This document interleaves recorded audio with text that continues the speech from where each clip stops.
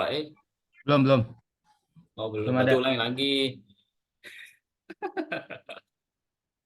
Ya, silakan Bang Nuri, langsung aja.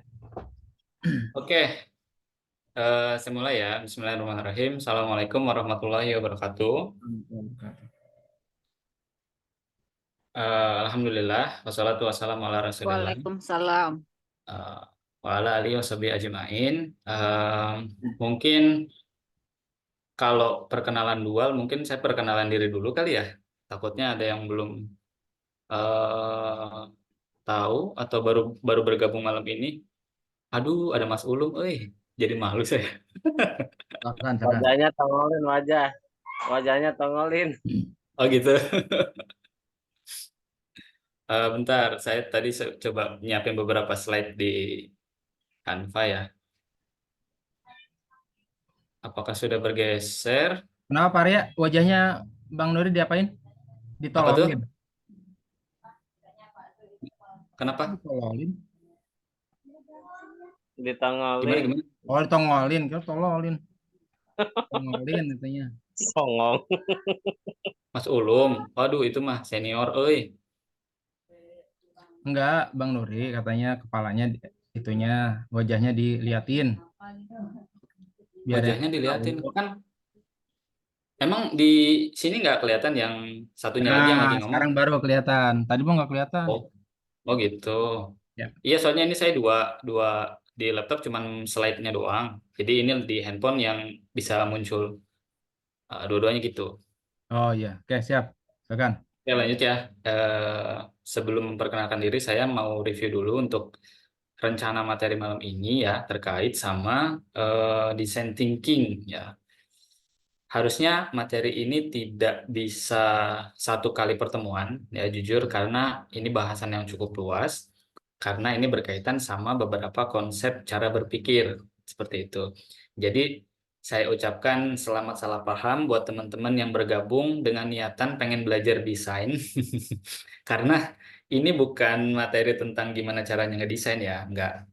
Tapi ini cara bagaimana kita berpikir seperti orang yang memiliki passion sebagai seorang desainer seperti itu, dan gimana kita bisa ngikutin polanya mereka gitu.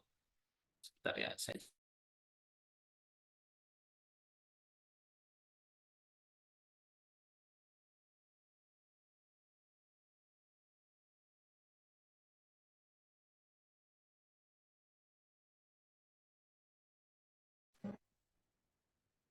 tes sudah normal Mas Isan.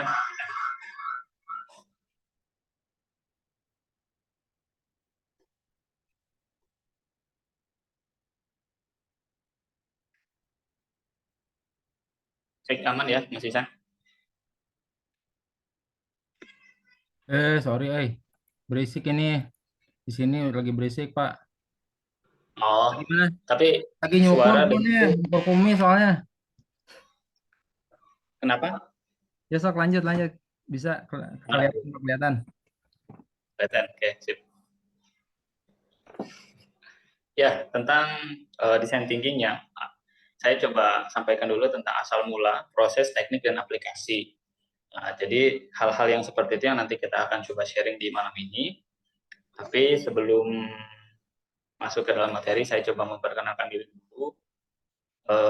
Ini saya dan beberapa kegiatan yang pernah saya kerjakan, yang sedang dan sudah berlanjut gitu ya. Jadi nama saya Nuri, nama lengkap Nuri Mardewan. Jadi kalau kemarin ada yang nanya CSO itu apa, kalau saya sih bercandainnya cek saha onam gitu ya, apa cek saha onam dia masih san kemarin.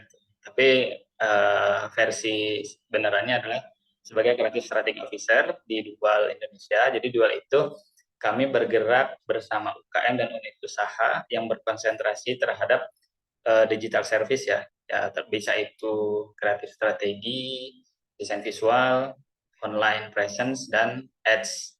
Jadi bisa dibilang yang ngurus-ngurusin bagian kalau ada unit usaha yang punya landing page bisa lewat kami seperti itu.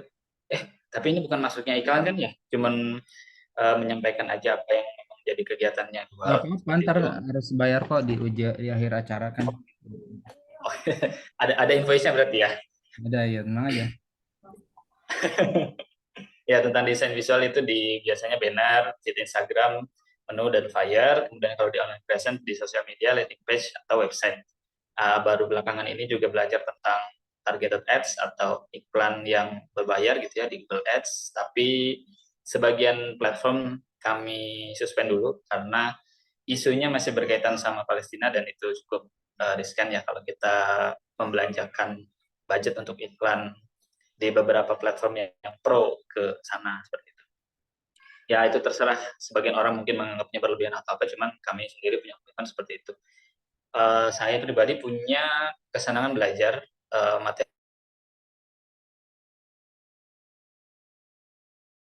Nggak ada suaranya, Om. Halo,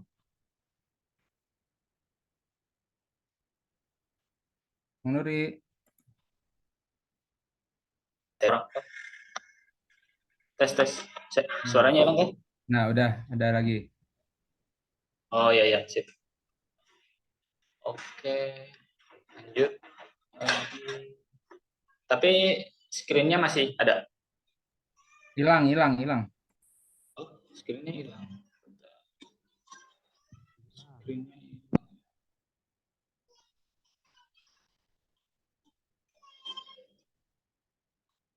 Ini sudah muncul? Oke, ada. Sudah.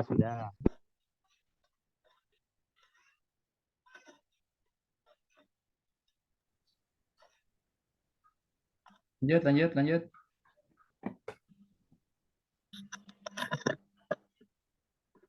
Bentar.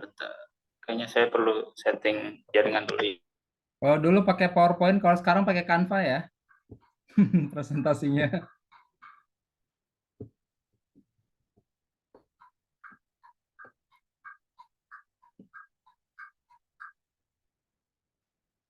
Bang Isan wajahnya kok ngeblur.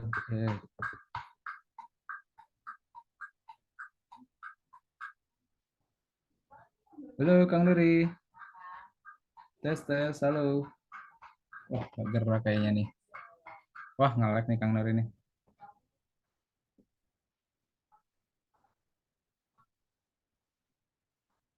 Wah, keluar dia. Nah, Udah balik lagi? balik lagi. Sama? Tapi nggak ada tampilan. Iya, sebentar.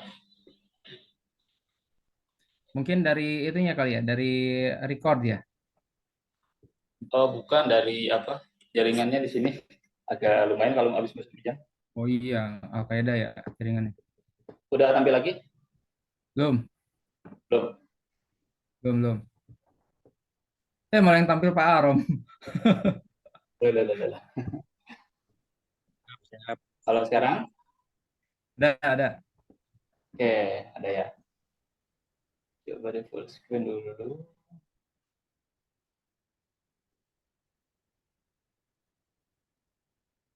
Oke, normal berarti Mas. Sip. Oke, lanjut ya. Ya, jadi beberapa unit-unit usaha atau perusahaan yang pernah saya coba ikuti pelatihannya, mereka mengajarkan hal-hal seperti itu. Dan perlu teman-teman ketahui, hal yang mereka sharing itu yang kita butuhkan. Dan uniknya mereka sharing itu tanpa pungutan biaya apapun. Jadi yang saya ikuti di depan ini, yang saya lihat di sini itu murni 100% gratis. Modalnya cuma kuota dan ya sedikit keinginan untuk belajar bahasa Inggris lah, karena beberapa dari mereka menyampaikannya dalam bahasa mereka sendiri gitu ya. Jadi kita agak sedikit ngikutinnya dengan hal-hal yang berkaitan sama bahasa yang mereka pakai gitu. Tapi jujur ketika kita ngikutin itu beda banget ya, karena apa yang kita terima dari mereka itu biasanya bisa 1 atau 2 pekan lebih awal kita tahu dibandingkan apa yang memang didistribusikan di kita. Jadi terkait hal apapun gitu ya, mau marketing, SEO, ataupun yang hal-hal lain seperti digital activation, branding, dan segala rupa, itu kalau belajarnya ke perusahaan-perusahaan yang seperti ini, mereka biasanya cenderung mau ngasih dan kita tahunya lebih awal. Dan sementara itu kita tahu ya kalau dalam bisnis ketika kita tahu sesuatu lebih awal ya cenderung lebih enak aja sih. Oke, lanjut. Eh, Asal mula, kita bicara tentang asal mula dulu ya. Asal mula desain thinking itu kayak gimana sih dan siapa yang mempelopori ini? Nah, ini mulanya terjadi populer sekitar tahun 2000-an. Sementara istilahnya itu sendiri diperkenalkan lebih awal, 1980, oleh akademisi seperti Brian Lawson dan Nigel Cross, di mana mereka membuat buku gitu ya, untuk mengamati gimana sih caranya seorang desainer atau arsitek dan saintis, profesi yang memang menggeluti di bidang cara berpikir kritis tuh kayak gimana dalam melihat sebuah masalah. Nah, ini nanti kita coba pelajari juga gimana sih mereka itu ketika melihat satu masalah dan cara mencari tahu jawabannya seperti apa. Nah, lanjut ke slide berikutnya, design thinking dan IDEO. Nah, dari sini para desainer cenderung lebih fokus ke masa depan. Jadi ketika kita belajar design thinking, kita akan belajar sudut pandang seorang desainer, arsitek, dan saintis itu tadi dalam memecahkan masalah. Nah, di sini uh, para desainer itu dinilai sebagai orang yang bisa menciptakan solusi baru secara bertahap.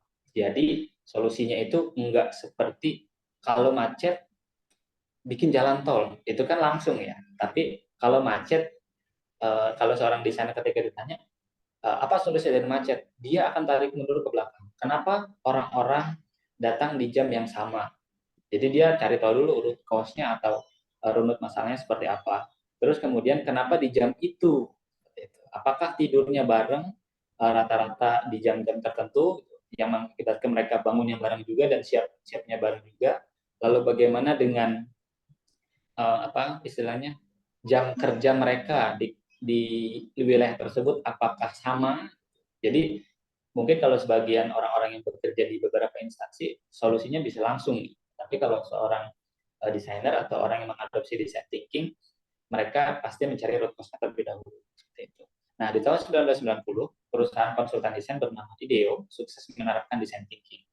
Kalau teman-teman mungkin pernah dengar brand yang cukup terkenal gitu ya, seperti Apple dan apa Palm, gitu ya, mereka kerjasama sama IDEO.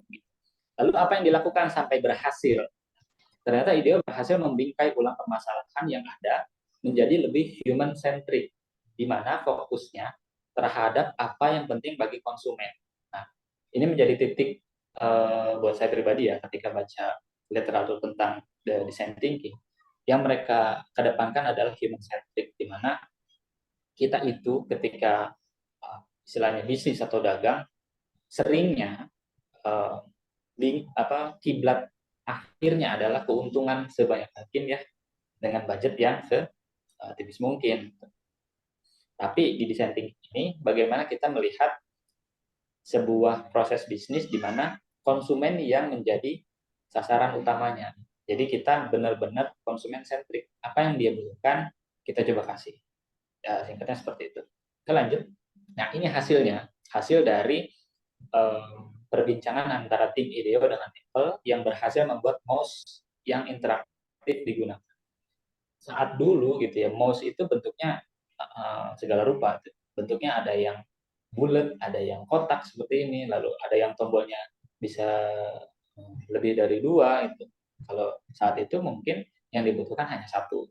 Nah sekarang ya mouse-mouse yang ada saat ini ada yang tombolnya dua, ada yang ada makronya, ada scrollnya, jadi banyak. Nah itu proses inovasi seperti itu. PDA HP canggih zaman dulu, iya betul. Nah kenapa IDEO mendevelop PDA bareng sama Palm Computing sebagai produsennya? Karena zaman itu PDA itu produk canggih ya. Kalau sekarang mungkin seperti smartphone. Cuman bentuknya saat itu gede banget gitu. Kalau di tampilan di gambar ini, kalau teman-teman perhatikan yang paling kanan itu yang satu tebel banget. Nah, sebelah kirinya itu yang bagian ini yang hitam itu ya, itu hasil development dari seperti ini menjadi seperti ini. Jadi supaya mereka gimana caranya orang pakai PDA itu enggak berat, enggak apa nggak terlalu ribet bawanya karena mereka pengen praktis ngurus kerjaan tapi ternyata harus dipersulit dengan barang bawaan yang banyak gitu.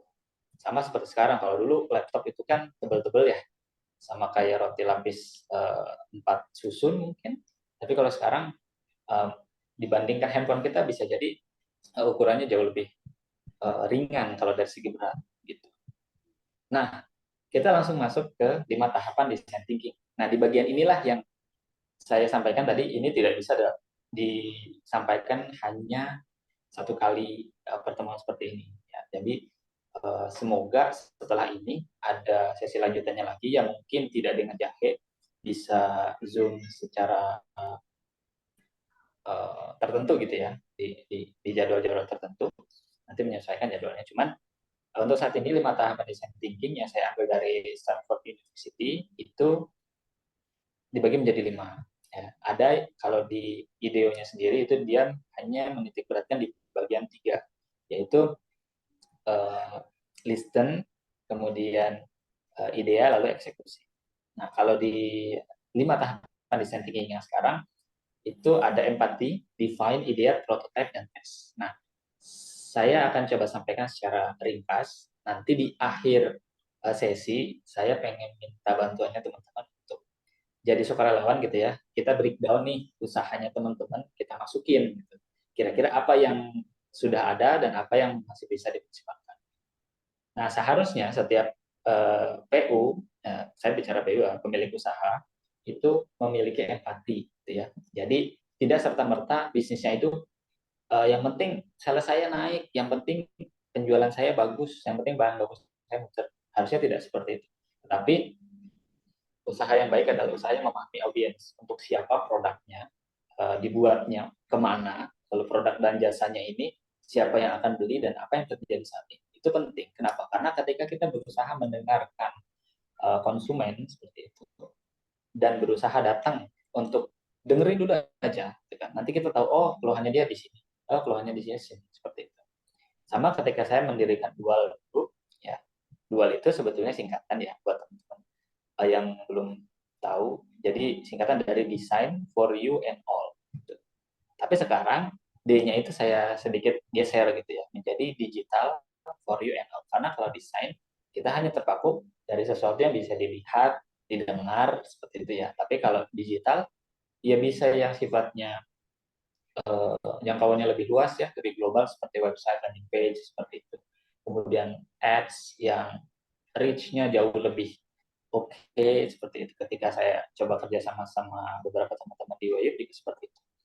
Lalu ketika kita sudah berusaha untuk empati, gitu ya, lalu tahapan selanjutnya apa? Tahapan selanjutnya adalah define, yaitu kita harus memastikan bahwa berdasarkan sudut pandang dan wawasan dari konsumen, apa yang mereka butuhkan, bukan versi kita. Ini jadi PR tersendiri ya, ketika saya ketemu PU, beberapa teman-teman pemilik usaha, lagi dan lagi, ketika ditanya, kenapa usahanya ini? Jawabannya, karena saya suka. Kenapa saya milih jualan makanan? Karena saya bisa bikin. Bukan karena konsumen di sekitar saya butuh. Bukan karena ada peminatnya. Jadi ketika mentok di penjualan, ujung-ujungnya apa? Banting-bantingan harga, kan ya? Karena kalau kualitas mungkin sudah tidak bisa ditawar, jadi mereka lari ke sesuatu hal yang dinegosiasikan tetapi sangat sensitif. Nggak bisa. Emang lalu ideat ini kita mengembangkan ide yang mudah diterapkan secara langsung dengan pilihan solusi beragam, tidak hanya satu.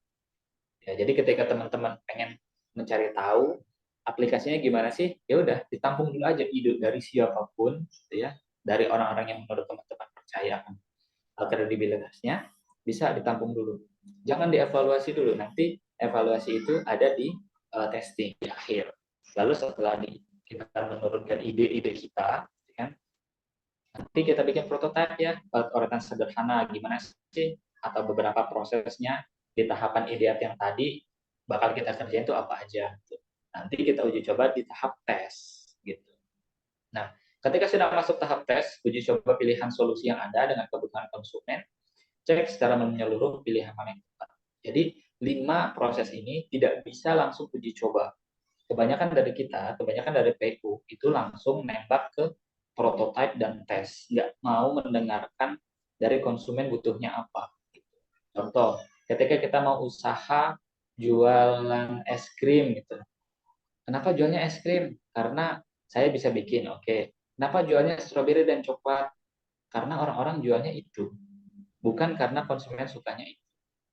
Saya pernah dapat kesempatan ditanya gitu ya sama teman, Mas saya mau usaha ini, kira-kira enak nggak ya?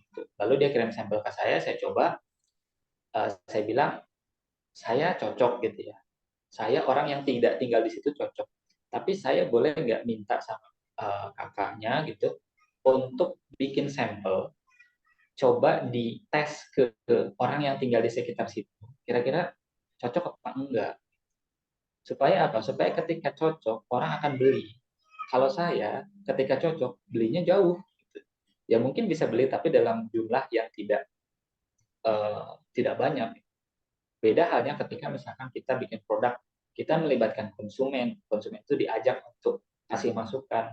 Jadi konsumen secara tidak langsung punya apa ya rasa memiliki dari usahanya teman-teman kita.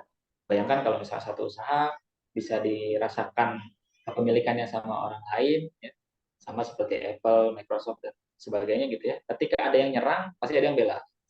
Ya teman-teman tahulah persaingan yang tidak henti antara Apple fanboy dengan Android fanboy ya itu nggak akan ada habisnya. Kenapa? Masing-masing dari mereka merasa ini gue banget gitu, produknya ini gue banget.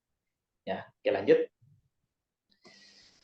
Nah, lanjutannya adalah empati dan define. Ini ya di dua tahapan awal ini kita perlu pahami dulu permasalahan yang ada sebelum masuk ke tahap mencari solusi. Ya, kebanyakan dari PU pelaku usaha itu ketika sudah tahu pinter nih cari tahu akar masalahnya paham betul tapi dia langsung nembak ke solusi. Dia tidak melihat dulu ini sebenarnya root cause-nya apa sih, permasalahan titik dari permasalahannya apa. Jadi dia nanti solusinya ya kalau ini tidak dilakukan secara mendalam maka solusi yang datang seperti solusi yang cenderung tebak-tebakan, solusi yang kayaknya ini bagus deh. Kalau misalnya kita usaha ini kayaknya oke deh. Nah, jadi dasar argumen mudah untuk dipatahkan. Kalau misalkan ketika ada orang bikin produk bakso, kenapa bikin produk bakso? Ya karena orang sini suka. Orang sini suka. Orang sini itu siapa? Ya orang sini, warga-warga sini. Ya warga sini tuh siapa? Usia berapa? Dia belinya berapa kali? Nah, asumsi-asumsi seperti itu mudah dipatahkan dengan pertanyaan-pertanyaan yang mengarah pada data. Gitu. Lalu solusinya itu biasanya bersifat private dari yang mengusulkan, bukan dari sudut pandang konsumen. Ingat ya, kita ketika punya usaha, kita berjualan sama orang, kita berjualan sama manusia yang bisa jadi karakternya berbanding terbalik dengan kita. Menurut kita bagus, menurut orang lain itu bagus. Ya, begitu juga karena sangat subjektif. Dan proses ini, kalau kita efektif ya, kita akan lebih memiliki pemahaman yang benar dan lebih mendalam gitu, atau hasil analisis yang tepat lebih tepat daripada manajemen. Oke lanjut di poin selanjutnya ideat. Nah ideat ini di mana kita semua menggali potensi dari solusi yang ada sekreatif mungkin dan diambil dari berbagai sumber ya baik teman, keluarga, lingkungan ataupun partner bisnis. Tidak boleh dibatasi dulu. Di tahap ini ide apapun masukin. Contoh, jualan bakso. Baksonya kayak gimana ya? Apakah baksonya yang gede, yang di dalamnya ada bakso-bakso lagi? Oke, checklist dulu. Tulis dulu. Terus apakah baksonya itu bakso yang ada warnanya? Oke, masuk. Terus mie-nya itu dari bahan baku yang bukan terigu? Tulis aja dulu. Terus kuahnya beragam, ada yang pedas, ada yang biasa. Terus mode pengambilannya apakah pesanan atau dilayani langsung itu tulis dulu. Jadi teman-teman nanti bisa punya gambaran mana yang bisa diterapkan langsung di usahanya masing-masing. Nah, kalau proses ini dilakukan dengan baik, maka kita akan bisa menunda penilaian solusi. Jadi solusinya nanti dinilainya nanti. Kebanyakan di ideal ini langsung disangkal dengan evaluasi. Kita baru mengidekan, kan sekarang ini belum ada ya atau belum banyak bakso prasmanan. Oh jangan, kalau prasmanan itu nanti kita ngitungnya susah. Nanti mereka ngambilnya lebih. itu disangkalnya nanti di uji coba testing seperti itu. Nah, menunda penilaian solusi, kemudian ambil ide yang cenderung liar dan ekstrim. Sebagai contoh apa?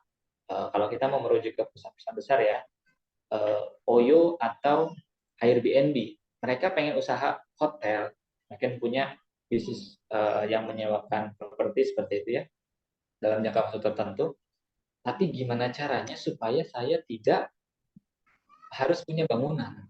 Nah, itu kan pola cara berpikir yang dasar banget ya. Mungkin nggak sih kita bisa usaha punya hotel tapi nggak harus punya bangunannya? Oh ternyata salah satu dari mereka berhasil mencetuskan, oh ya udah kalau gitu kita bikinkan satu tempat ya yang global yang bisa diakses dalam bentuk website atau landing page. Siapa orang yang punya bangunan yang layak untuk ditinggali, lalu kita bagi hasil yuk. Saya sediakan platformnya, kalian sediakan bangunannya, didekor sebagus mungkin. Nah itu kan bisa jadi jalan tengah, di mana dekorasinya bisa sesuai dengan yang diinginkan sama konsumen, mereka dapat bagi hasil langsung, si konsumen nggak usah bikin platform lagi, lalu yang punya platform dapat bagi hasil tanpa harus melakukan biaya. Di situ bisa terjadi win-win solution. Meskipun dalam beberapa sudut pandang ada yang bilang ada yang penyedia bangunannya rugi karena nanggung langsung. Ada yang menilai yang menyediakan platform juga rugi di depan karena mereka investasi teknologi dan biaya-biaya lain. Tapi terlepas dari itu semua, ideal harusnya tidak boleh dibantah di awal, begitu ya. Dan itu bisa berpeluang mendapatkan solusi yang out of the box, begitu. Sebagai contoh, saya tidak dalam posisi Android fanboy ya, tapi ketika teman-teman beli iPhone mulai dari seri 2020 ke atas, teman-teman tidak akan menemukan kepala charger ya, masalah ya. Saya nggak tahu kepalanya doang apa sama chargernya atau dapat kabelnya, saya kurang paham. Tapi buat sebagian orang itu dinilai sebagai solusi yang out of the box. Ya. Isu yang diangkat adalah isu lingkungan, isu yang sensitif sekali yang bisa dibilang setiap orang pasti setuju akan hal itu, ya, peduli sama lingkungan. Tapi di sisi lain orang melihat bahwa ini menjadi praktek upselling mereka, jualan handphone plus jualan charger. Tapi ya untuk orang-orang yang sudah apa kalau dalam bahasa Jawa kadung suka gitu, kadung cinta, ya dibeli. Nah, itulah menjadi salah satu solusi yang out of the box ketika mau menaikkan revenue, tapi gimana caranya ya? Gimana caranya hal-hal itu bisa muncul. Nah, itu tadi ide-ide yang awalnya tidak terpikirkan, ditulis dulu, lalu dieksekusi ketika diuji coba testing. Sama seperti lubang 3 mm headphone jack ya untuk headset itu dihilangkan. Nah, orang kan bingung, sementara banyak orang pakai itu. Tapi sekarang produsen-produsen menggunakan charger yang sama seperti kompetitornya pakai. Sini lanjut ya. Lalu yang terakhir ada prototype dan tes, di mana di dua tahapan ini kita akan aktif mensortir ide yang sudah dikumpulkan di awal dengan pilihan jumlah solusi yang beragam. Nah, di sini boleh diuji coba mana yang pas, mana yang tidak pas.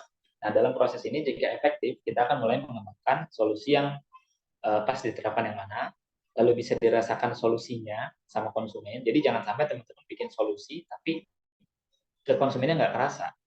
Contoh, ketika teman-teman pakai ekspedisi yang ada di dekat rumah, ya, pasti otomatis jangkauan ngirimnya lebih pendek, lalu biayanya pasti lebih murah. Tapi ternyata ekspedisi itu di tempat konsumen kita jauh. Jadi alih-alih pengen tapi rasanya di kita doang. Nah, itu jangan sampai seperti itu ya. Jadi harus bisa menempatkan diri di mana usaha ini harus berdasarkan feedback positifnya sebagai pemilik. Lalu coba untuk melihat dampaknya. Ya, ini udah pasti ya. Nah, apakah sampai di sini proses desain thinking? Ternyata tidak. Ketika uji coba testing, ini contoh kayak tadi di Airbnb, ketika bisa punya usaha sewa, tapi nggak harus punya bangunan, itu dirunut lagi ke belakang. Nah, kita tanyakan lagi ke empatinya ke si pemilik bangunan. kalian suka nggak sih dengan konsep seperti ini?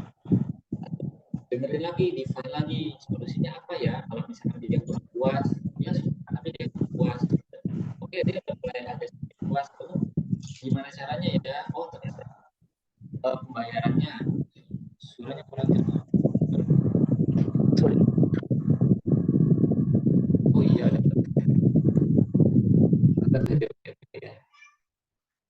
Gimana, sudah oke? Oh iya. Oke, siap-siap. Ya, lanjut lagi ya tadi ya. Jadi, contohnya Airbnb ketika sudah bagus produknya, tapi ternyata dia kurang puas. Dia kurang puas, lalu dia balik lagi ke yang awal, define. Ini apalagi ya yang bisa kita kasih supaya dia puas. Oh, ternyata dia kurang puasnya karena metode pembayarannya kurang banyak misalkan. Yang biasanya dia bisa transfer antar bank, mandiri, dia terimanya mandiri, tapi penyedia layanan cuma punya BRI dan BCA seperti itu. Nah, dari situ kita bisa mendengar keluh kesah hal seremeh itu pun gitu ya diperhatikan. Jadi kita akan kembali lagi ke bagaimana sih konsumen itu melihat tentang praktek bisnis kita seperti itu.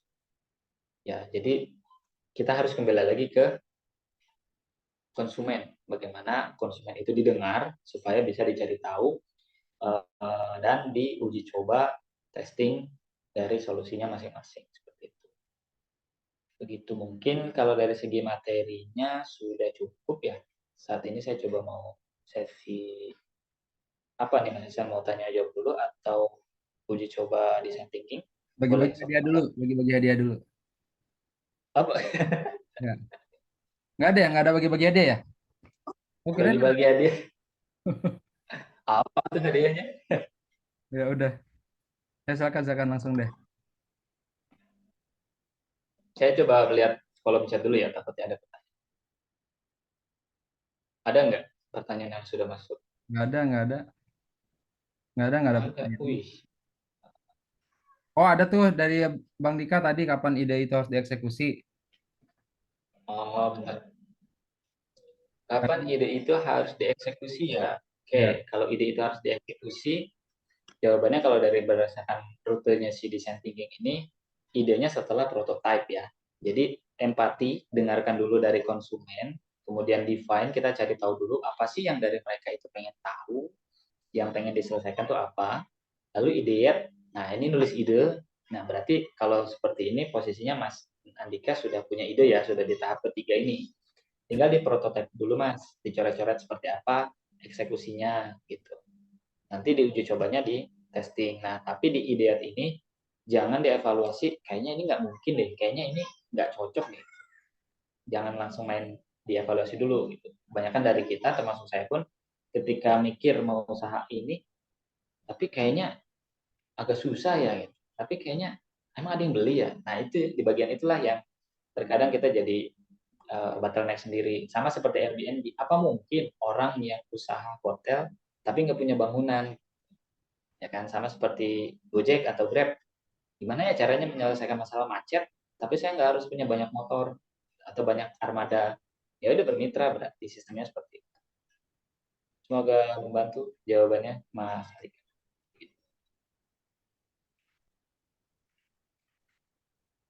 berarti berarti si di dalam tahap prototype itu maksudnya harus dipikirin ke depannya gitu ya, Mas, sebelum diuji Ya, coba gitu ya. ya, jadi prototype itu tengah-tengah sebelum testing, jadi bikin planning dulu ya, tapi dia sudah lebih awal di IDR tuh. Nah, disortir tuh di tahap prototype ya, kalau di sini kan prototype ini disortir ide-ide yang mungkin atau tidak mungkin di sini tahapannya seperti itu. Itu itu kalau di dalam divisi apa yang bagian gitu atau Biasanya yang handle, ngendal. biasanya di divisi business development ya, dia masuk ke situ, atau bisnis analis dia bisa uji coba di situ. Biasanya kalau beberapa divisi-divisi seperti strategis officer atau Kalau bisnis pabrik analis, sistem analis ya, berarti ya. ya betul, sistem analis. Jadi dia menganalisa yang efisien yang mana secara cost sama dampaknya ke perusahaan, biasanya nanti dirapatkan di situ. Prototipe ini harusnya sih ya, harusnya idealnya melibatkan antara eksekutor dengan pemilik kuasa tertinggi. Jadi ketika Pak ini secara operasional oke, approval enggak, setuju enggak. Jadi jangan sampai ketika prototipenya udah oke, eksekusi di bawah bagus, sudah siap nih planningnya A B C, dapat ternyata pas disodorin ke atas atasannya boomer gitu kan. Agak repot juga tuh kalau kayak gitu. Boomer tuh apa sih? Istilah apa sih itu boomer? Boomer itu sama kayak salah satu partner saya ya yang sekarang saya lagi tanganin itu. Beliau usahanya saat ini melayani eh, usaha BUMN se-Indonesia gitu. Dan saya partner sama beliau. Tapi dari unit bisnis itu tidak ada satupun landing page atau website yang dia punya. Hmm, Kebayang nggak sih usaha sekarang dia nggak punya website gitu. Nah, setelah saya cari tahu kenapa dia seperti itu, ada faktor X-nya. Dia pernah ditembak harga website atau landing page yang mungkin saat ini ya kalau dihargain itu bisa dapat PCX 150 lah hmm. satu landing website itu. Nah, itu kan menurut beliau mungkin secara cost tidak apa tidak masuk gitu.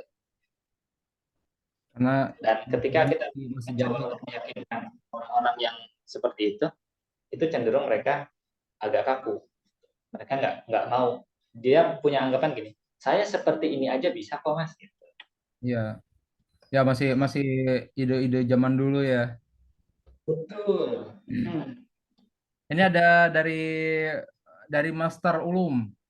Bagaimana cara Wah, agar prototype dan tes ini berjalan efektif untuk pelaku UMKM? Ya kan, Om? Karena sangat sangat berhubungan dengan biaya berhubungan dan dengan modal. biaya dan modal. Oke, ya pertanyaan bagus. Bagaimana cara Itu prototipe tinggal dan tes tinggal ini pesan berjalan? kedua aja udah beres. Mana jadi ambasador? Ya, bagaimana cara agar prototipe dan tes ini berjalan? Kalau yang saya perhatikan, ya, sebagian dari kita itu, ya, bersinggungan sama orang-orang yang punya kapabilitas, cuman nggak kelihatan. Gitu. Jadi kalau bisa perluas lagi koneksinya, sama seperti saya ketika saya nemu Weyuk gitu ya, wah bagus nih, gitu kan. Tapi saya nggak berhenti di sini, gitu. Saya pun ikut Nah, coba ke gitu ya, grup-grup pemiliknya gitu kan, bagus apa enggak gitu kan. marketnya oke enggak gitu ya. Ya kalau saya pribadi gitu, diperluas lagi jaringannya. Jadi kita bisa tahu gitu, teman-teman kita itu bisa ngurusin A. Oh, saya agak kurang bagus nih di B. Ya udah, jangan maksain, mendingan berpartner dengan A. Nah, bagaimana caranya agar prototipe dan tesnya berjalan efektif? Kalau saya pribadi, jujur, karena tidak punya pandangan pribadi gitu ya. Jadi makanya saya ngikut ke beberapa pelatihan-pelatihan atau seminar-seminar yang saya share di awal. Jadi saya coba ikutin beberapa insight-insight. Saya nggak ngerti SEO nih, ya udah, saya merapat ke orang yang paham SEO seperti apa. Oh, berarti kalau jual mau bikin jasa landing page, berarti harus A, B, C. Gitu. Oh, kalau misalkan desainnya kurang bagus, ya udah berarti belajar misalnya apa Canva. Makanya saya sampaikan tadi di depan, saya ikut Canva gitu. Jadi apa yang ini saya coba tampilin lagi ya, takutnya teman-teman di sebelumnya belum. Ya ini, jadi ketika saya nggak ngerti gimana sih caranya marketingin ke komunitas, ya saya belajarnya sama Niaga Hoster. Jadi tinggal teman-teman pilih aja. Mereka ini baik-baik kok. Jadi ya meskipun di akhir webinarnya atau seminar mereka jualan gitu, ya nggak masalah. Nggak diambil pun nggak apa-apa. Yang penting kita bisa curi, bukan curi ya, ambil seni berbaginya mereka. Dan yang udah saya terapkan seperti itu, alhamdulillah ada aja sih yang closing. Gitu. Dalam bisnis tidak ada Berbuang biaya modal ya pasti. benar-benar Gimana, Mas Isan? dalam bisnis tidak ada yang benar-benar free. Betul. Jadi Mas Ulum kalau Ya, itu misalkan tadi kepentok biaya dan modal, saya siap kok jadi partner. partner apa? Dimodalin. Oke, gitu ya. Oke, ini ada tanya lagi dari Bang Dika. Tahapan tes itu Nah, berapa lama ya Mas biasanya? Biasanya kan kalau ide out of the box butuh waktu buat introduce produk ke publiknya. ya. Oke, kita balik lagi ke yang ide ya. Tahapan ide itu ada di sini ya. Jadi tahapan tesnya itu berapa? Oh, sorry, tes ya. Kalau tesnya itu berapa lama? Nah, tesnya ini yang harus dicatat dulu teman-teman mau launchingnya kapan. Nanti kalau hasil akhirnya mau launchingnya, anggaplah misalkan di Februari 2024, berarti kita masih punya sekitar berapa bulan lagi nih, gitu kan. Nah, berarti dari situ tinggal ngukur, kira-kira anggaplah ya development dari poin 1 sampai 4-nya itu 1,5 bulan, ya kan. Nah, 1,5 bulan sudah valid, sudah nyaring ide dan segala rupa, baru 1,5 bulan lagi untuk testing. Karena jujur untuk testingnya sendiri ya itu pasti memakan tenaga yang lumayan. Dan itu harus dipikirkan dalam kondisi yang jernih. Itulah kenapa kadang saya mau coba mengquote gitu ya. Ada satu statement yang bagus. Kita jangan pernah sampai memutuskan sesuatu dalam kondisi senang banget atau sedih banget. Karena di dua kondisi itu logika kita tidak net. Contoh lagi dapat closingan nih, Mas Isan dapat closingan project. Terus tiba-tiba oke, yang mau ini nggak apa-apa gitu kan. Siapa aja sok dibuka. Nah, ujung-ujungnya ketika kita tidak bisa memenuhi ekspektasinya mereka, itu jadi bumerang sendiri buat kita. Jadi diusahakan ketika uji coba testing ya dalam kondisi netral dan ngikutin sama produk launch-nya maunya kapan. Karena biasanya orang-orang yang sebagai PU ya, sebagai pelaku usaha, dia punya proyeksi sendiri. Misalkan, oh saya ada modal sekian, saya mau mulai usahanya sekian bulan lagi nih. Oh, berarti waktunya ya udah tinggal dirunutkan aja. Karena beberapa unit usaha kan ada yang sampai belajar risetnya gitu ya, bahasa yang umumnya itu bisa ada yang 6 bulan, bisa ada yang 10 bulan gitu, tergantung sama marketnya masing-masing. Gitu. Bahkan sekelas McDonald pun saya pernah dengar, ya, ketika mereka mau berusaha untuk cari tempat yang bagus, itu kadang mereka tongkrongin tuh di jam-jam sibuk itu, para surveyornya nongkrongin tempat itu, dihitungin itu motor, mobil, lalu lalang kira-kira berapa banyak ya dalam 1 jamnya gitu diestimasi sama dia. Oh berarti kalau 1 jam orang lewat sekian, kalau dari sekian ratus orang yang lewat konversi misalkan yang lihat segini, lalu yang ngerasa untuk butuh beli sekian. Jadi memang perlu melihat ke jenis usaha masing-masing dulu, sama waktu launch-nya maunya kapan. Itu aja Mas Isan jawabannya buat Mas Tiga. Jadi jangan dilihat jumlah motor ya Bang. Soalnya satu motor bisa 4 orang kalau di kita kan ya. Oh gitu. Iya betul. Ini ada lagi dari Pak Ikan Asin Peda atau Pak OI ya, Pak Arion. Tanya nih, kalau seperti saya jual ikan asin, yang mana idealnya kan saya menjual sesuai market. Nah, ini produk saya saat ini tidak 100% sesuai pasar di sekitar. Intinya, produsen itu punya produk bagus, ikan asinnya berkualitas tanpa formalin, yang pasti harganya di atas harga produk pasaran. Tapi ya di sekitarnya itu intinya sih belum belum ini ya, belum pada tahu mungkin ya, Pak Ari ya. Belum, Gitu. ya, belum terserat gitu ya. Oke, saya coba bantu jawab ya Pak Oni. Iya betul. Di PU kita, di pelaku usaha kita atau UMKM kita itu tidak kekurangan produk bagus, banyak banget. Cuman dari mereka biasanya seperti ini. Saya 1 hari posting 2 kali, besok 2 kali, besok lagi 3 kali, ditambahin jumlah postingannya, tapi ternyata postingannya random, postingannya itu campur-campur. Ketika dia lagi dapat hal-hal yang senang, dia posting di situ, usahanya dia posting di situ juga. Itu pertama yang saya perhatikan gitu ya. Lalu yang kedua, ketika punya planning posting, posting bagus ya, supaya orang tahu kalau kita jualannya itu. Posting dalam bentuk foto dan video, tapi dalam 3 bulan, 6 bulan, cuman itu aja yang dikerjain. PU-nya, pelaku usahanya tidak berusaha untuk saya mau jualan ke siapa, ke ibu-ibu. Oke, ibu-ibu itu zaman sekarang ya, biasanya nih ya, kalau yang saya perhatiin ke istri terutama, dia itu suka ikutan kelas-kelas seminar gratis. Coba deh ikutan seminar gratis itu pantengin perilaku mereka tuh seperti apa sih kalau di grup. Biasanya kan suka ada yang kenalan, bahkan sampai tukeran nomor handphone pun kalau lagi webinar ada aja. Coba masuk seperti itu, kita bisa masuk ke grup mereka. Biasanya ibu-ibu itu kan lebih someah ya kalau bahasa Sunda mah dibandingkan bapak-bapak gitu. Kadang duduk 5 menit aja bisa tahu dia tuh orang mana, sejarahnya, bisa pindah ke sini kayak gimana. Masuk seperti itu, ikut komunitasnya, masuk, nanti kan kita akan ditanya usahanya apa. Oh boleh dong saya beli, enak nih, kasih tester misalkan. Ketika dia kasih tester, mau dong saya jualin, boleh nggak di perumahan saya. Gitu.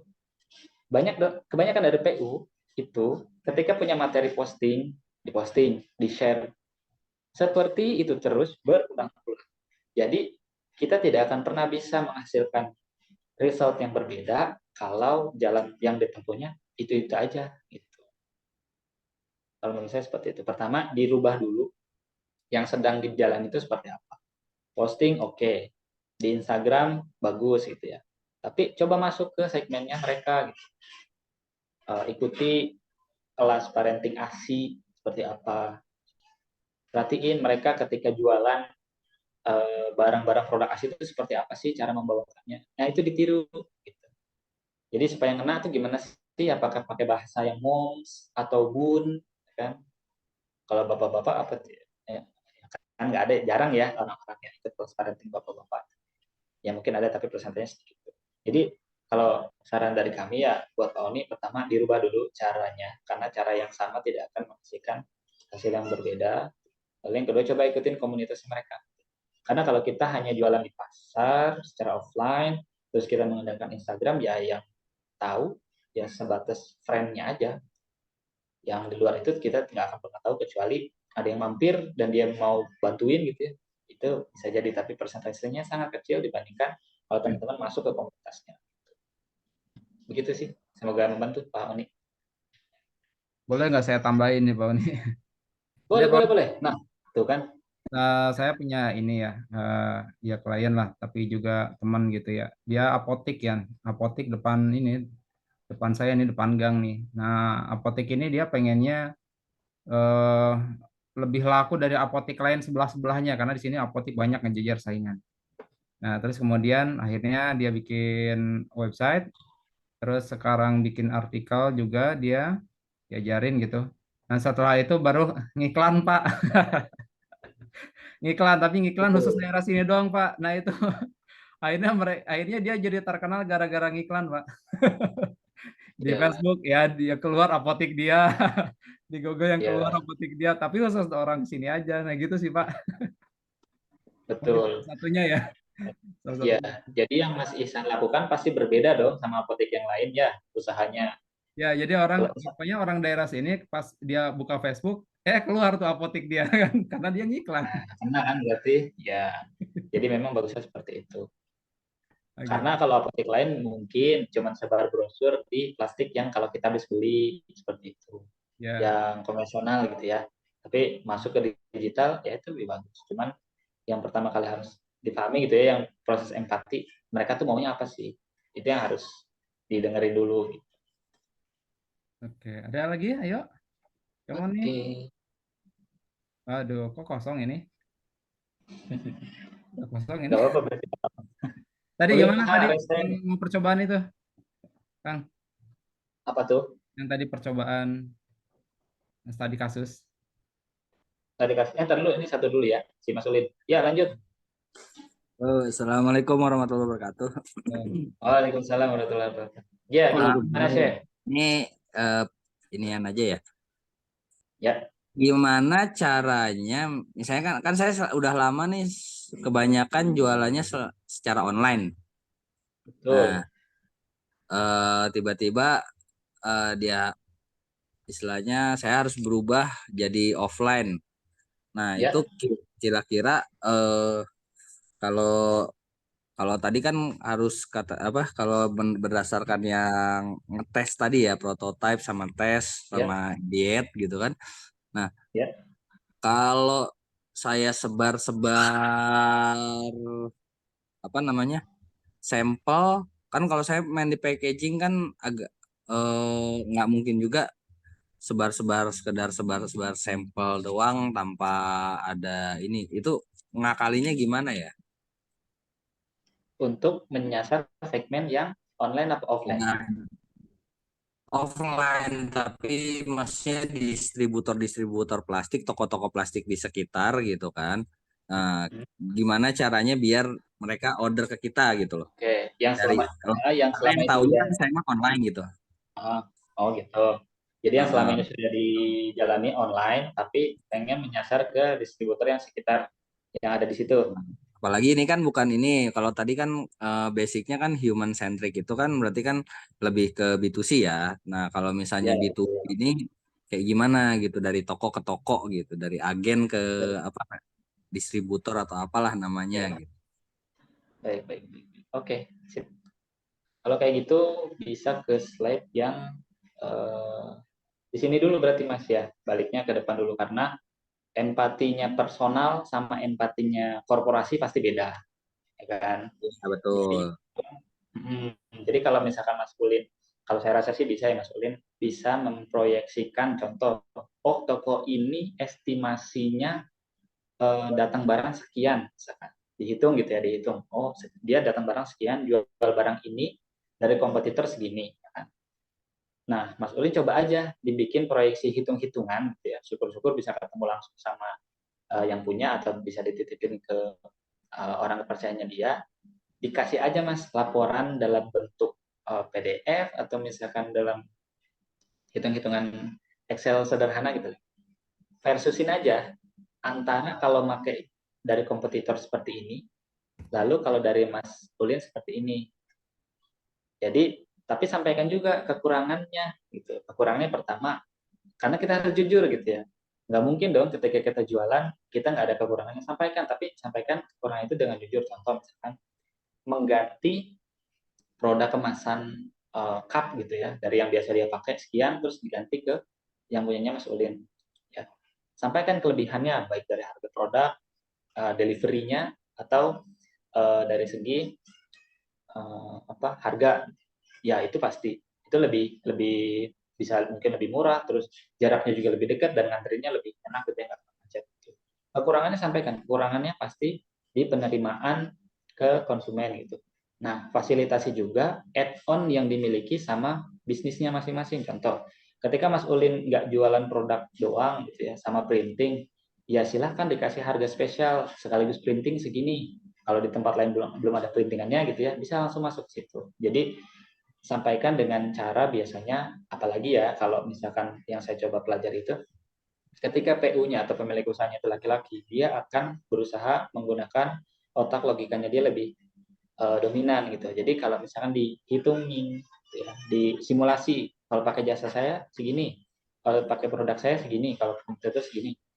Nanti kalau misalkan butuh printing, saya kasih special price juga atau harga-harga tertentu juga yang masih masuk gitu, atau gimana kebutuhan dari si akangnya atau distributornya butuhnya seperti apa, kita juga oke. Butuh barang lain yang di situ belum ada, saya udah ada, karena saya punya bocoran dari tangan pertama, gitu ya, atau misalkan dari pabriknya langsung, bisa nih saya kasih free sampel dulu, jadi orang-orang lain belum dapat barang, ya, terus sebentar Mas Ulin udah dapat, sebar aja itu freebies-nya gitu ya, atau sampel-sampel produk yang mau masuknya. Kalau menurut saya sih seperti itu. Jadi kita memberikan eksklusivitas ke bisnis ya. Pertama dari segi hitung-hitungannya, ya hitung-hitungannya itu supaya oh iya benar nih kalau gue pakai jasa dia lebih murah. Buktinya apa? Ini gue dikasih hitung-hitungannya.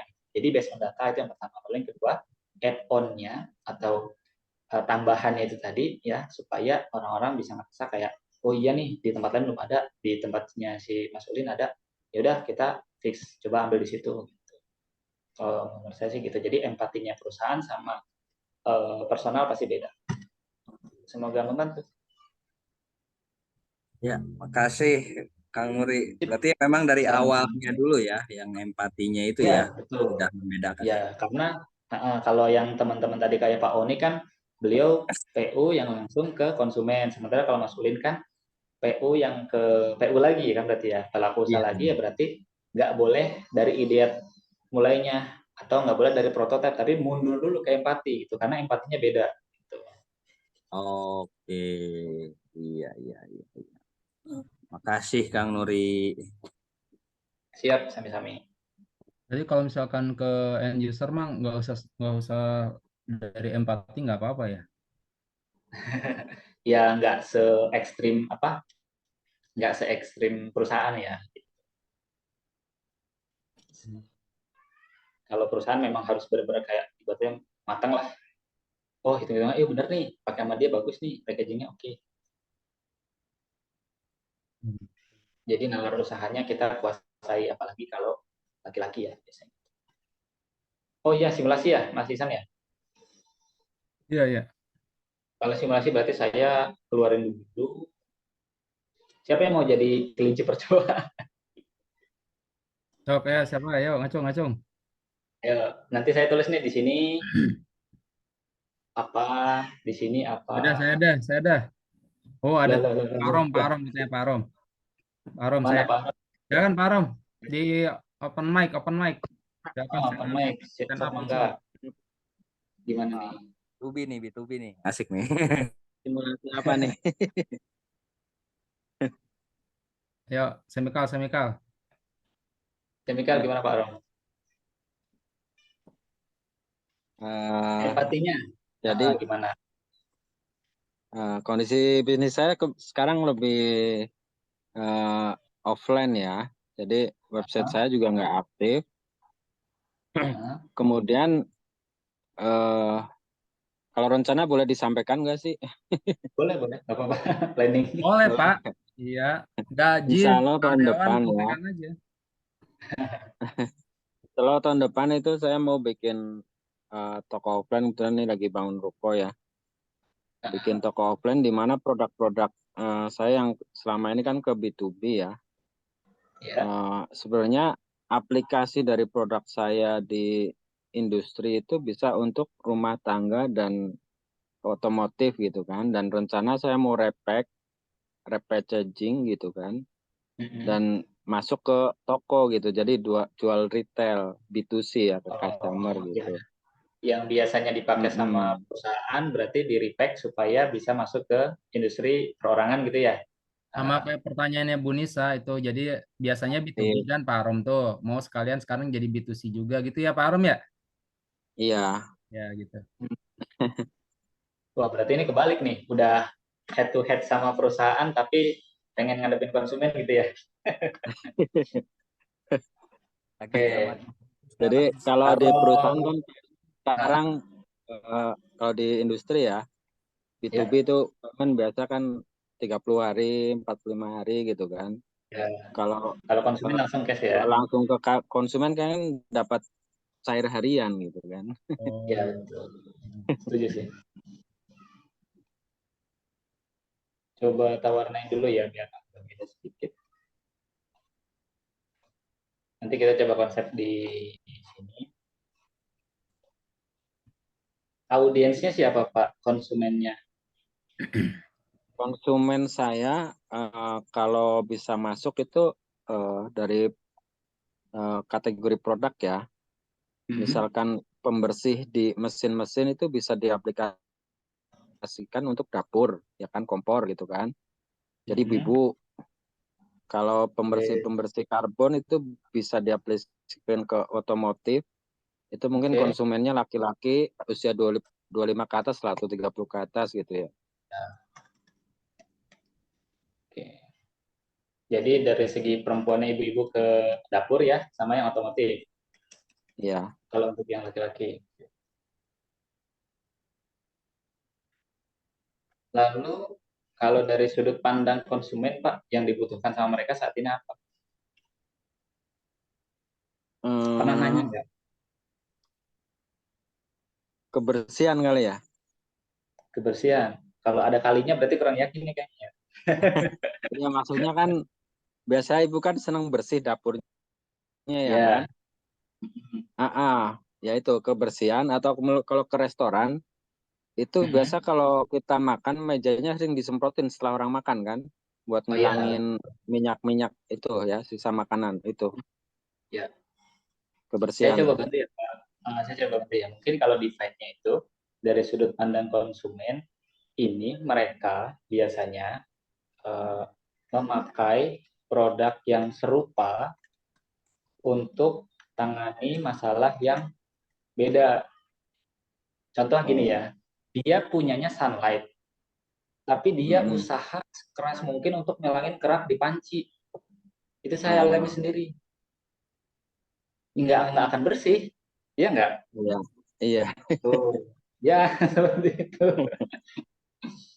Kemarin tuh saya pernah beli produknya Bablas, kalau nggak salah punyanya. Kayaknya namanya saya sama kayak saya, Mas Nuri itu. Saya udah beli Fixal, udah beli Harpic, segala rupa itu. Nggak ada yang beres. Kayaknya lewat produk beliau gitu ya, bisa gitu. Nah, itu kenapa? Karena saya pakainya sama, Sunlight, dicampur ini, dicampur itulah, lihat di YouTube dan lain-lain. Akhirnya nggak ada yang jalan gitu. Oh, unique product sellingnya apa gitu ya di antara produk Ya, betul. brand Jadi itu. dia spesialisasinya apa yang bisa ditonjolkan. Nanti dari situ kebantu untuk bikin produk USP-nya itu tadi yang Mas Hasan bilang. Nah, untuk bagian ide-nya, kembangkan ide yang mudah diterapkan secara langsung, pilih solusi beragam. Ya tadi pertama bisa repacking ya. Pak Ahmad Sanusi resen, oh bentar ya. Pertama repacking, ya itu setuju karena pembelinya biasanya supaya bisa ecer ya. Lalu yang kedua, eh, buat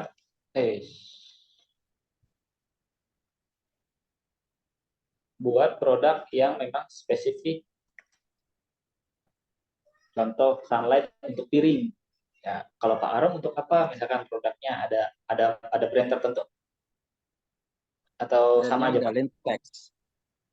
Lintex. Ya. Nah, itu kalau bisa menurut sudut pandang kami gitu ya. Kalau bisa Lintex-nya itu ya sebagai brand, tapi nanti yang mudah diingatnya sama teman-teman konsumen itu apa gitu. Ya misalkan untuk piring nama brandnya beda sendiri, kalau untuk yang motor dia beda sendiri. Jadi dari desain si repackagingnya itu bukan hanya merubah dari besar ke kecil gitu ya, tapi dari cara komunikasinya ke konsumen juga itu diperhatikan.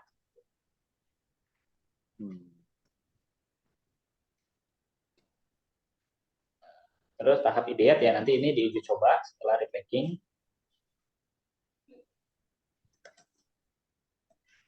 Bisa kasih free gitu kan,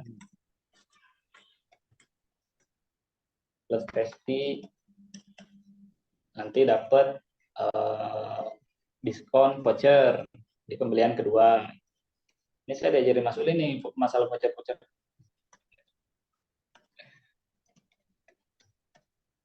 Suka bisaan deh. Lah, emang begitu kan? Saya mah dari mana aja nih yang penting bisa nyangkut ya. Lalu uji coba tes ya, uji coba ini biasanya repacking misalkan dalam jumlah atau satu karton gitu ya. Nanti efeknya seperti apa? Bisa bentuknya testimoni foto, foto sebelum sesudah ya, sebelum sesudah dibersihkan.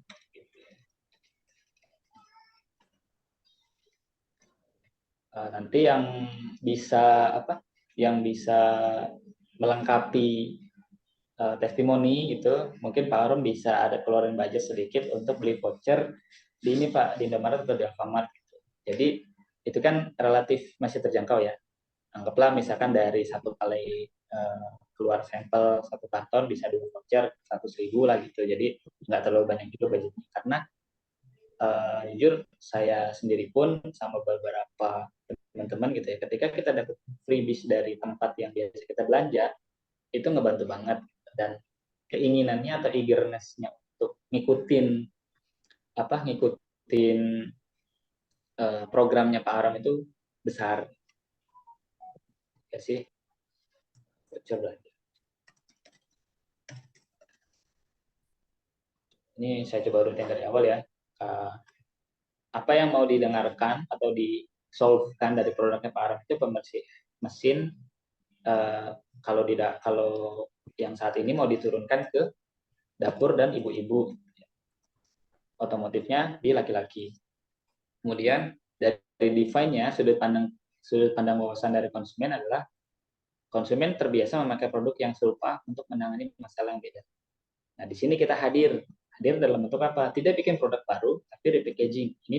Ini pilihan yang efisien ya, karena nggak harus development lagi, tinggal buat produk spesifik cara komunikasi di kemasannya seperti apa, di iklannya seperti apa, itu perlu banget gitu ya. Dan bahasa promonya pun itu pasti berbeda kan. Kalau ibu-ibu berarti supaya tangannya halus, enggak keriput, kan. Kalau bapak-bapak supaya kendaraan kesayangannya bisa awet dan lain-lain gitu, enggak kena gampang kena karat dan lain-lain, bisa seperti itu. Lalu setelah dari packaging bisa dikasih free dan testimoni, kasih diskon voucher di pembelian kedua, itu untuk tahap idealnya.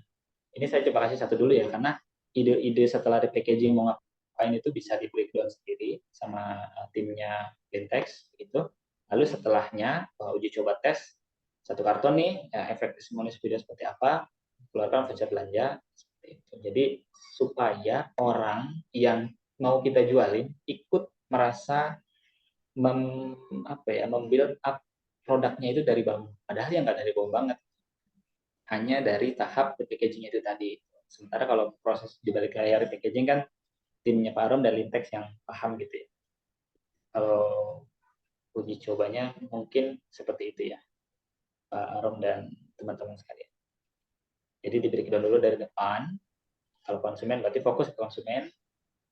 Lalu pasti yang kita tanganin apa nih sama packaging. Setelah packaging kasih free testi, yang berhasil kasih voucher belanja di Mas Isan di sini boleh nyebut merek? Boleh sih, cuman terakhirnya aja nanti ada sedikit lah 11%. Oh gitu. Ngirim invoice ya.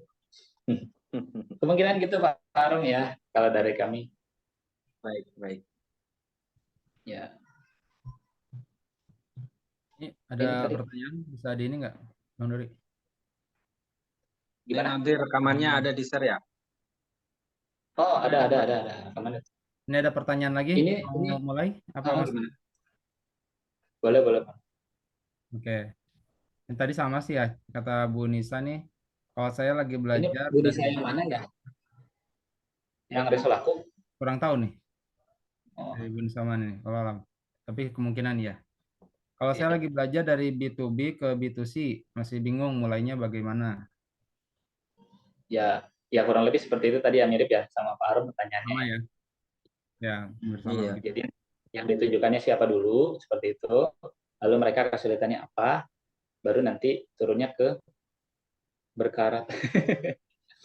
Baru nanti turunnya ke mau repackaging, mau enggak, atau produk dengan ingredient yang lebih murah juga silahkan, seperti itu. Ya, seterusnya nanti kata Pak Gede Maulana, orang Bali ya. Tema kopdar selanjutnya wajib bagaimana cara memulai bisnis B2B atau B2C itu, Bang? Itu udah kemarin ya. Ya, itu kayaknya ada yang siap menerima tugas repacking kan? Ada itu. Kalau direkrutnya Lagi belajar kayaknya. Ketika Mas Andika siap menerima ini Pak, tugas Pak. Siap menerima tugas. Bikin kemasan 50 ml bentuk spray. Spraynya berkarat, bersihin kerak dan karat. Nah, ya itu bisa. Repacking ya. Jadi intinya sih kalau ke B2C gimana Bang Nuri? Kalau dari B2B mau ke B2C? Dari B2B mau ke B2C, apanya tuh? Kata-kata singkatnya. Kalau tadi kan penjelasannya lebar banget. Kata-kata di apanya nih? Di packagingnya atau di materi promosinya? Cara dari B2B ke B2C ya gitu. Caranya. Oh, caranya. Caranya itu berarti, wah, gimana ya? ini tadi sebenarnya saya itu saya itu tadi Mas Nuri B2B ke B2C. Nah, itu maksudnya. Ya. Jadi caranya itu loh, Mas Nuri. Caranya dari B2B ke B2C, ya itu tadi di breakdown dulu. Kayak gini. Jadi nanti kan ini saya share ya, nanti teman-teman bisa nih ngikutin aja yang atas, nanti yang bawah saya kosongin gitu. Teman-teman potret, samain gitu. Kalau misalkan produknya Pak Arab, pembersihnya kalau di perusahaan itu untuk mesin, kira-kira kita mau solve apa nih di ibu-ibu atau di bapak-bapak yang produknya ada di rumah. Karena kan kadang Bapak punten, ini produknya bisa dipakai di kipas angin nggak ya, Pak Aron? Pasangin bisa. Nggak aja sih. Bisa ya, itu seperti itu. Debu ya. Misalkan kalau contoh materi promosinya ya, misalkan kipas kipas muter tapi nggak ada anginnya, kayaknya perlu ini deh, bisa seperti itu. Atau misalkan kompor gas kan suka ada itunya ya, apa, cetekan gasnya itu suka nggak nyangkut, kayaknya ada ininya nih, bisa dikasih seperti itu. Jadi kalau B2B ke B2C, saya kembalikan lagi sama pertanyaannya seperti Mas Ulin ya, baliknya dulu ke sini, ke empatinya dulu, karena empatinya perusahaan sama empatinya perorangan totally beda. Gitu. Jadi kita nggak bisa disamain antara B2B sama B2C. Oke. Harus turunin lagi empatinya ke level personal ya. Ini Bang Nuri ada yang Ya. angkat tangan tadi, Pak Ahmad Sanusi. Silakan di open ini aja, di unmute aja Pak Ahmad Sanusi. Oh iya boleh, Pak Ahmad Sanusi. Ini tuh yang itu ya, minuman ya? Iya, yang minuman. Silakan Pak Sanusi. Siap. Sok, Pak Ahmad Di unmute. Sanusi. Saya nggak bisa unmute soalnya. Nggak Kalau bisa. unmute memang kita semua nggak bisa Mas Izan. Iya. Dari dianya. Silakan Pak Nusi pakai chat apa gimana Pak Nusi? Halo, Pak Sanusi. Pak Sanusi malah jalan-jalan, orang ditanya, weh. Nah, dari Bang Ulin, B2B ke B2C, bedain nilai dan fungsi. Bedain Ya. quantity, repackaging, rata-rata itu sih. Oh gitu, ya. Jadi katanya kalau mau dari B2B ke B2C, Ya, betul. dijelasin Bang Ulin, silakan Bang Ulin, jelasin Bang Ulin. Bang Ulin.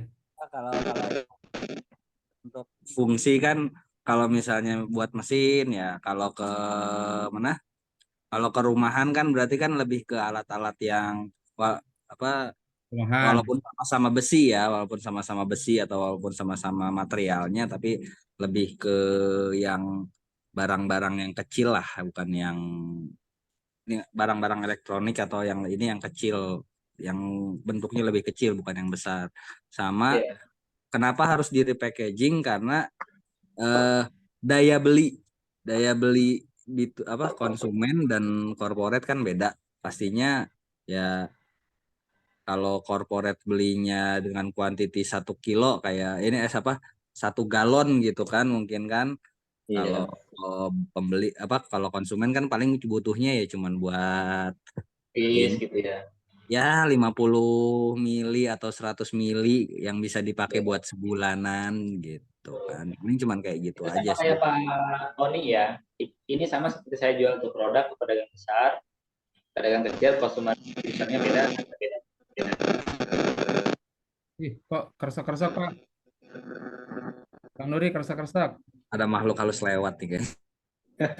Itu kayaknya Pak itu deh, bukan diriku. Oh iya, Pak Sanusi kali ya, suara Pak Sanusi. Lanjut. Ya gimana Pak Sanusi? Monitor. Nggak kedengeran. Apanya yang nggak kedengeran? Tes, kedenger nggak? 1, 2. Jelas. Saya bentar. Udah Morse. Udah. Jangan pakai kode kayaknya Morse Pak Sanusi, pakai semapur Pak. Oke, kita lanjut dulu ya. Ya. Ini dari Bisa dikecilin nggak itu? Bang Arioni. Ini sama Ya. seperti saya jual produk ke pedagang besar, pedagang kecil, customer and user, beda harga, beda quality, ya betul. Sama-sama Ya, betul. pedagang, tapi kalau belinya 1 karton beda, kalau dia beli 1 kiloan.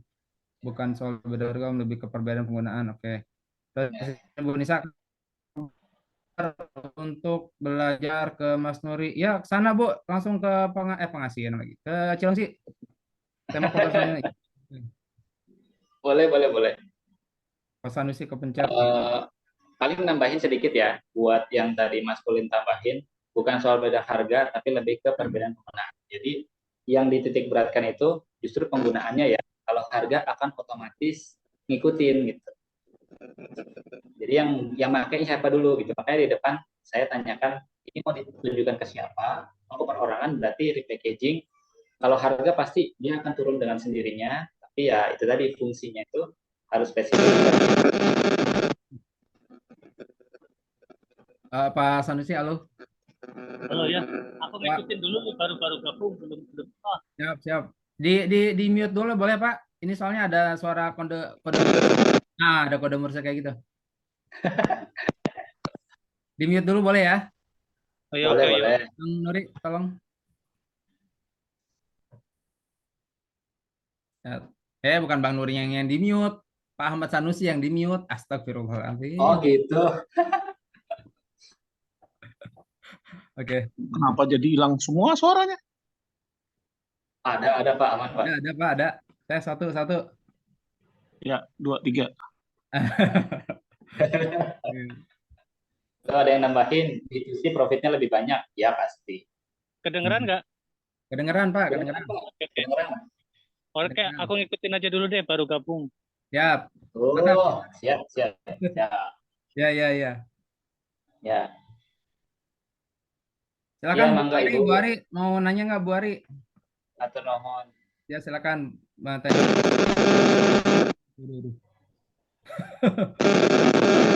Persen nih, saya nggak ngerti nih. Ada suara. Boten itu enggak.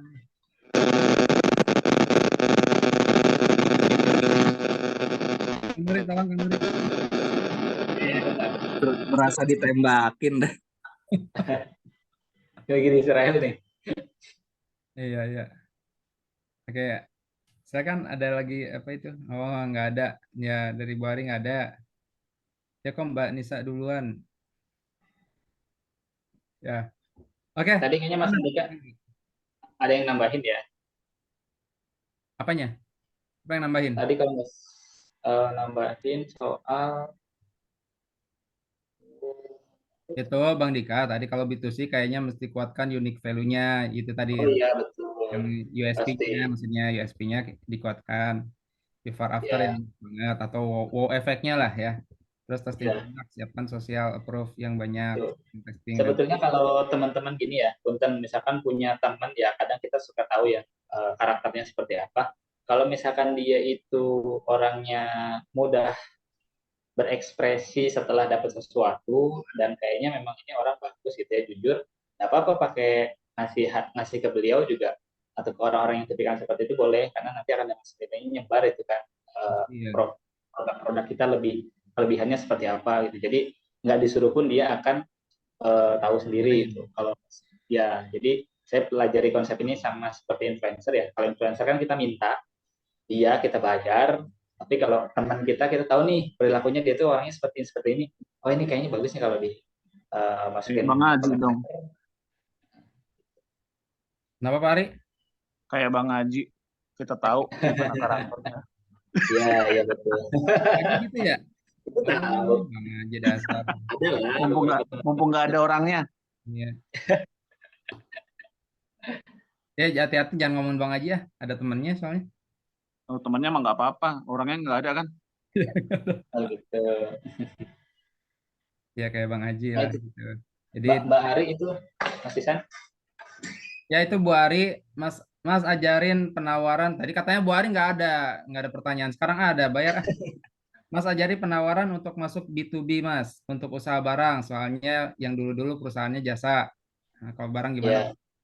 Oh kalau itu sama Pak Arom berarti pertanyaannya bukan ke saya kayaknya. Atau gimana?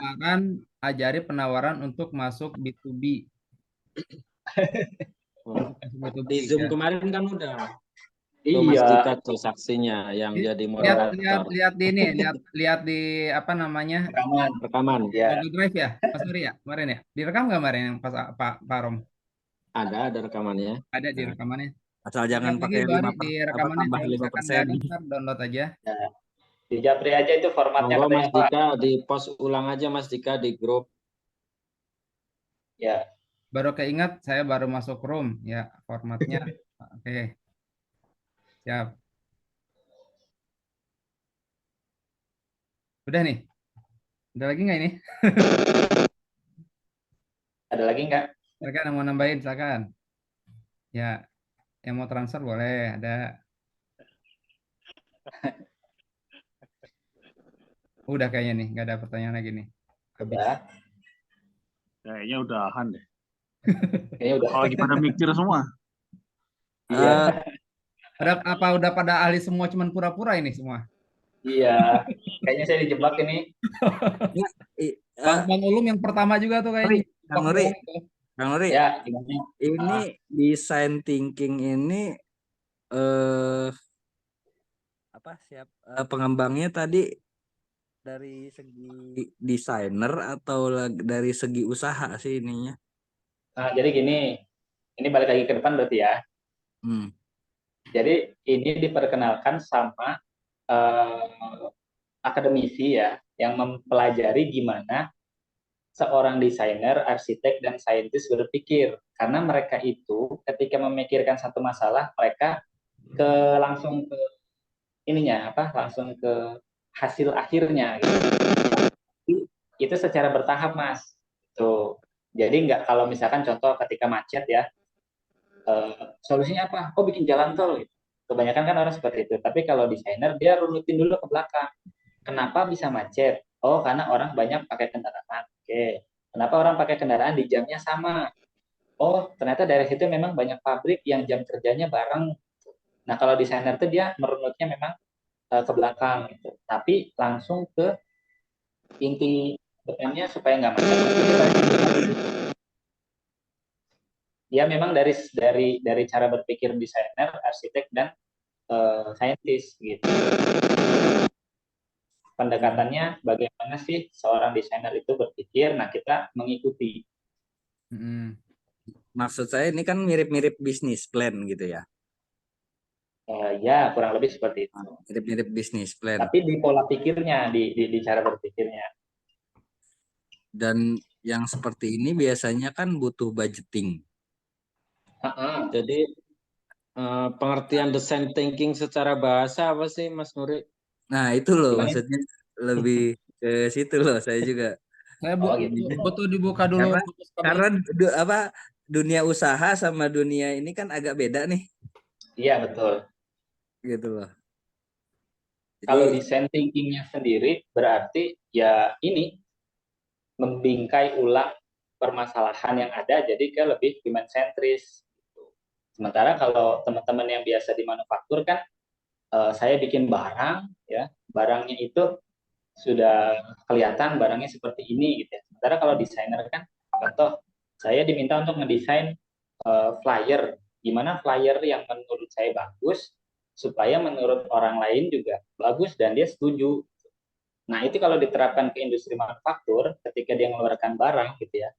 Contoh deh desain thinking yang mudah dipahami itu ini udah kelihatan ya, kemasan saus Heinz.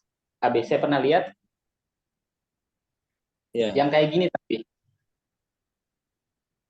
Belum sih. Yang kayak gini, udah pernah lihat? belum. Nah, ini hasil dari cara berpikir design thinking. Kenapa? Karena seringnya saus kita itu kalau udah tinggal sedikit, ngeluarnya susah atau gampang? Pasti susah. Susah. Nah, mereka memakai design thinking gimana caranya biar tutupnya di bawah gitu loh. Jadi supaya ketika habis nggak diisi air lagi. Kalau kayak sampo mah atau sabun ketika habis di kamar mandi ya, masih kan gitu kan? Ketahuan ngiritnya. Dari mana? Begitu. Jadi kalau diterapkan di manufaktur, dia akan otomatis diterima. Gitu. Jadi sebetulnya pola pikir desainernya dipinjamkan ke teman-teman baik yang mau di manufaktur mau biasa, supaya ketika development produknya itu bisa lebih mudah diterima. Gitu. Kalau bukan manufaktur, Kang. Gimana? Kan ini kalau ini kan manufaktur berarti kan bikin. Nah, ya, beda betul. sama yang Kalau logo kalau bahasanya calo atau apa namanya reseller atau dropshipper marketer gitu ya. Itu kan hanya apa jatuhnya menjual apa ya, menjual ulang ya. Ya, nggak bikin gitu ya. Iya, nggak bikin. Nah itu gimana nerapin ini gitu loh. Saya dari tadi kepikirannya itu ke situ gitu loh. paling di repacking kali ya, desain di repackingnya ya. Kalau di repacking pas namanya reseller itu pasti rata-rata jarang mau modal juga sih gitu, maksudnya Ya, ya mereka lebih Iya sih. lebih irit biaya pasti gitu. tinggal jualin gitu, maksudnya untuk Ya, Itu nerapin makanya ide kayak gini itu makanya gimana butuh gitu. Oke. butuh Pak Jadi ya, Arom, butuh Bang Dika itu karena modalnya. gimana? Jadi Lanjut, kalau lanjut. misalkan design thinking lebih ke problem solving kali ya, Mas. Mirip seperti itu, tapi dia lebih ke hasil akhir yang mau diambilnya apa, lalu dia dirunutkan ke belakang, langkah menuju ke sananya itu apa, seperti itu. Supaya ketika bikin produk atau Bisnis service bisa langsung kena. Seperti UX gitu nggak sih? Bisa jadi ya. Dalam beberapa kasus kayak aplikasi, pasti mereka bikin wireframe-nya dulu kan kalau Mas Isan ya. Eh, Sebelum jadi aplikasi itu Hmm. alurnya, flow-nya gimana, enak apa enggak. Nah, tapi kalau misalkan kayak Mas Ulin tanya, kalau saya posisinya ada di tengah-tengah, gitu kan, kayak gimana ya? Berarti tengok dulu kompetitornya yang mereka kasih apa. Nah, mainlah di situ, di add-on-nya, add-on value-nya yang lebihnya apa. Kalau Mas Ulin, saya lihat tipikal orangnya bisa nerima informasi lebih awal, berarti manfaatkan di situ, karena memang stellarnya di situ ya, maksudnya kuatnya di situ. Ya udah langsung aja, nih gue ada barang ini nih, tempat lain gue jamin belum ada, lu bisa nih nggak jualan kayak gini, seperti itu. Karena sebagian produsen atau toko mereka senang kalau dikasih Ya, beta ya, tester gitu ya. Kalau ya. kalau di handphone kayak gadgetin dia bisa dapat device 2 minggu lebih awal dibandingkan tanggal launchingnya. Belum Itu kan launching mereka ya. gitu. Jadi Hmm. dikuatkan di Mas Ulin bagusnya di mana, sebagai apa, reseller ya sama lah seperti kita jual barang, apa sih USP-nya barang kita gitu ya. Kalau misalkan servisnya ada di tengah-tengah sebagai calo, kalau dari sudut pandang kami ya bagusnya seperti itu. Jadi diambil produk-produk yang luar yang belum punya, gue bisa kasih ke lu, ya udah ambil aja Atau gitu sih. harga kali ya kalau ada sebelum ada kenaikan Ya, harga. betul, adjustment harga sama ya free ongkir gitulah, servis-servis yang sifatnya bisa dikendalikan. Oke, oke, oke, oke, paham, paham, paham, paham, paham, paham. Oke, nuhun Kang, nuhun Kang. Sip, sip, sami-sami. Memang harus terus apa ya, kalau untuk design thinking ya yang saya sampaikan, tidak bisa sekali duduk dia bisa paham gitu ya, minimal 2 sampai 3 kali, jadi bisa ngerti dulu konsep.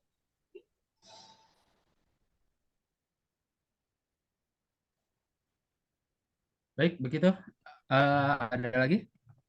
Ada lagi? Silakan. Ada yang mau bertanya lagi? Ada waktu 5 menit lagi nih. Oke. Ya, jadi kalau kalau boleh ya kita apa sih namanya? Kita simpulkan ya. Jadi yang pertama itu empati itu berarti kan kita mengetahui dulu target marketnya gitu ya Pak ya.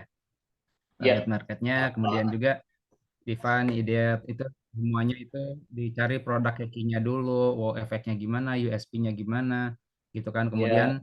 dari mereka setelah diketahui gennya, kita bikin gen kreator, diketahui pennya, kita bikin pen reliever, sambungin, cepret gitu ya Pak. Jadi kemudian testing Betul. gitu ya, intinya seperti itu ya kalau boleh simpulkan Ya, ya. betul, betul, betul. Oke, mungkin kalau kita ada lagi kan kita tutup cara ini, silakan satu per lagi. Oke, silakan ditutup saja, Bang Nuri. Kayaknya sudah tidak ada. Ya, Mungkin ada saya coba kata-kata tutup. terakhir sebelum Makasih banyak. Nuri. Makasih banyak buat Waduh, Mas maksudnya. Isan dan yang menyempatkan hadir di malam ini untuk dengerin kicauan saya di malam hari. Ya sebulan lagi kan menuju 2024 ya. Selalu ada kesempatan untuk menutup tahun ini dengan cara yang berbeda dan lebih baik. Apalagi di usaha, sudah saatnya untuk lebih bijak dalam menghabiskan waktu untuk apa dan dengan siapa. Tujuannya tetap sama, pendekatannya mungkin yang berbeda. Lebih berani mengambil keputusan, menyelesaikan puzzle hidup yang sudah dimulai.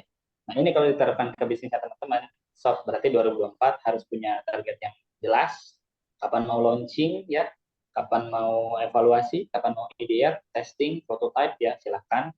Kalau dari saya pribadi, coba berusaha untuk sharing waktu gitu ya, dari Sabtu atau Minggu boleh, kalau misalnya ada yang ngopi-ngopi santai, sama enggak kayak saya Mas Ulin, Mas Aji bisa seperti itu. Mungkin itu aja dari saya Mas Isa. Baik, jadi di 2024 silakan nanti pilih Kang Nuri ya. Intinya. Amin. Oke, kita tutup dengan doa kafaratul majelis. Subhanakallahumma wa Ya, bihamdika. Assalamualaikum warahmatullahi wabarakatuh. Sip. Waalaikumsalam. Waalaikumsalam Jadi kapan warahmatullahi ngopinya? Ngopi di mana lagi? Cilengsi. Ngopi di mana? Ngopi di Cilengsi, ngopi di Cilengsi. Cilengsi aja Kita ya. bareng.